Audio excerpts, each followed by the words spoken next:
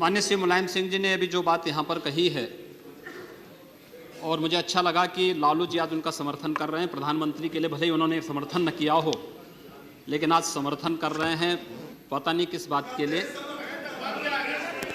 लेकिन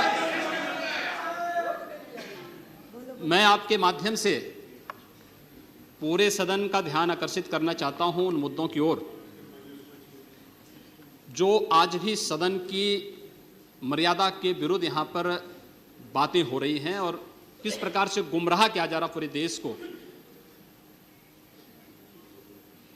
अयोध्या में 3 प्रकार की परिक्रमाएं होती हैं, पंचकोसी, 14 कोसी और 84 कोसी।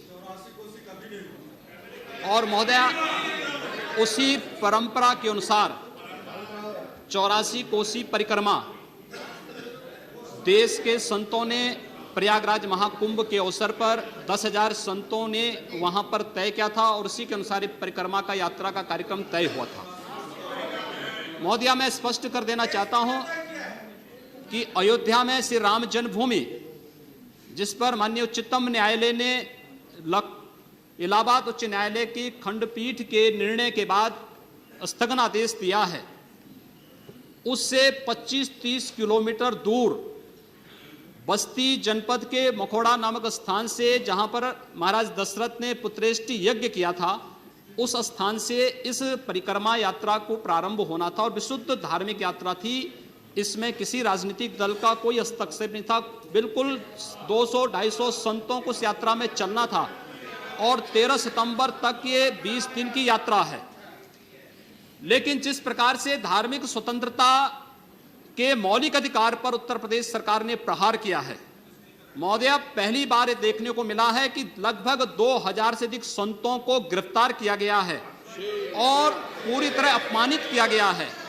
यहां तक कि अयोध्या जी में सरयू जी का स्नान करने वाले जो संत ऐसे हैं जो केवल सरयू जी का स्नान करते हैं, उसी का जल का ग्रहण करते हैं, उन्हें वहां सरयू जी का पूजन नहीं करने दिया गया, स्नान नहीं करने दिया गया, जबरन उठा करके बंद कर दिया गया, उन पर लाठियां चलाई गई हैं, पूरी तरीके से अपमानित करके। सबसे पहले तो सरकार ने हमारे संवैधानिक और मौलिक अधिकारों का हनन किया है।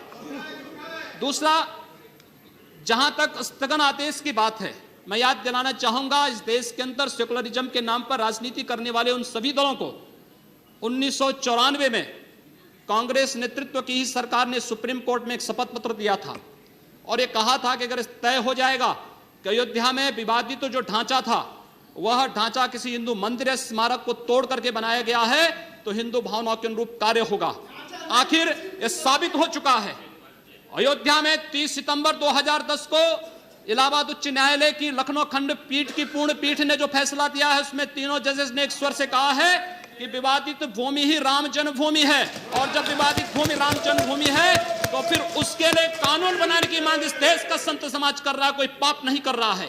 हम अपने हक को मांग रहे हैं और हम ही मांग कर रहे हैं कि अयोध्या में राम जन्मभूमि में भव्य मंदिर का निर्माण होना चाहिए। कानून इस सरकार को लाना चाहिए, क्योंकि सुप्रीम कोर्ट में शपथ पत्र कांग्रेस नेतृत्व की सरकार ने उस समय दाखिल किया था और उसी क्रम में हम मांग कर रहे हैं। और संतों को उनके हकों से वंचित किया जा रहा है, उनके धार्मिक यात्रा को प्रतिबंधित किया जा रहा है, उन्हें अपमानित किया जा रहा है। और किस समाजवाद की बात मुलायम सिंह जी कर रहे हैं, किस संविधान की बात कर रहे हैं? ये समाजवाद है। स्वयं राष्ट्रीय अध्यक्ष हैं, इनके 2 भाई महासचिव हैं, इनका पुत्र प्रदेश अध्यक्ष है। कौन से समाजवाद की बात करते हैं? परिवारवाद की बात करते हैं। बेवकूफ बना रहे देश को, ये केवल देश को बेवकूफ बनाने का कार्य कर रहे हैं और बेवकूफ बना करके समाजवाद के नाम पर समाज को बेवकूफ बना करके सेकुलरिज्म की धज्जियां उड़ा रहे हैं। 30 दंगे उत्तर प्रदेश के अंदर हो चुके हैं महोदया, 1 वर्ष में 30 बड़े-बड़े दंगे। हर दंगे में हिंदू प्रताड़ित हुआ है, हिंदू जेल में बंद हुआ है और ये सरकार परंपरा की बात करती है। किस परंपरा की बात इस सरकार कर रही है? कि आतंकवादियों के खिलाफ दायर मुकदमों को वापस लेना कौन सी परंपरा का हिस्सा है? ये सरकार उत्तर प्रदेश के अंदर जिस प्रकार से सरकारी जमीनों को कब्रिस्तान के नाम पर आवंटित कर रहा है, कौन सी परंपरा का हिस्सा है? जिस प्रकार से वहां के गरीबों, वहां के पिछड़ी जाति, वहां के अनुसूचित जाति के हकों पर डकैती डला करके यह सरकार जिस प्रकार से जंगल राज कायम की उत्तर प्रदेश के अंदर, आखिर वो किस परंपरा का हिस्सा है? और इसीलिए मैं आज के इस माध्यम से आपसे अनुरोध करना चाहूंगा, उत्तर प्रदेश सरकार ने उत्तर प्रदेश के अंदर हमारी धार्मिक भावनाओं का अपमान किया है, संतों को अपमानित किया है। इस सरकार को रहने का अधिकार नहीं होना चाहिए, इसे तत्काल बर्खास्त किया जाना चाहिए। आपसे मैं ये अनुरोध करूंगा कि भारत सरकार से मैं ये मांग करूंगा, ये सरकार लड़ाने का कार्य कर रही है, यह केवल मुस्लिम जिहादी आतंकवाद को प्रश्रय दे करके हिंदुओं को अपमानित करके संतों का अपमान करना चाहती है। और इसीलिए 84 कोसी परिक्रमा को इसने रोका है। महोदया, जितनी फोर्स वहां लगाई गई उसका दशांश भी, महोदया, उसका केवल दशांश भी केवल सुरक्षा के लिए देखी 200-250 संत अपनी धार्मिक यात्रा को शांतिपूर्ण ढंग से निकालते। इस सरकार ने यात्रा पर रोक लगा करके उत्तर प्रदेश के अंदर 10 करोड़ लोगों को पीड़ित किया है, अपमानित किया है, उनको परेशान किया है। और यही नहीं, यह सरकार लगातार हिंदुओं को अपमानित करने का कार्य कर रही है।